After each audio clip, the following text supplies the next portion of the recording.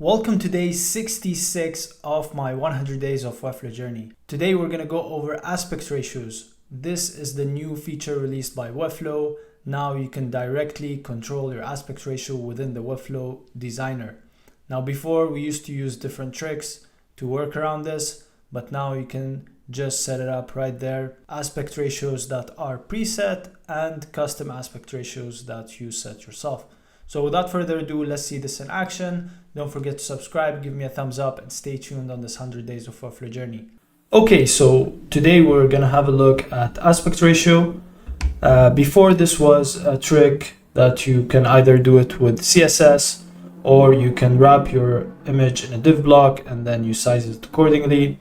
You can make your image to be like 100% width, 100% height, and just set it up that way. But now you can just click on the image itself. You go to where it says ratio and you set it up to the ratio that you want. And this can be whatever that you want. So let's say it's portrait, and then we can fix the fit to be cover. It even tells you here to maintain image proportion, fit to cover. So this way it's always covering. And you can also do custom. So let's say you want 16:9 or the designer 3:2, 1:1. So, and since this is an element, so let's call this element blog image. Since this is an element inside the style panel, I can control it on hover. So let's say on hover, I want this to be, 1:2 or something like that. So, you get the idea. Like you can control that. Another useful case for this would be to stack them in mobile. Now you see all of them are the same aspect ratio on desktop, and if I go to a bigger screen, let's say whatever, it just keeps that aspect ratio.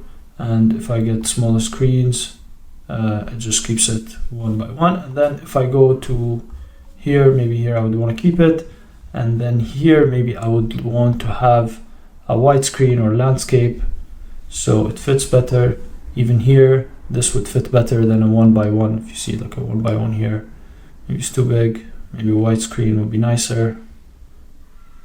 Yeah, landscape. And now it's looking much better on mobile, and it's keeping that aspect ratio no matter the width of the mobile. So this is a very useful tool. As we see, it's very powerful.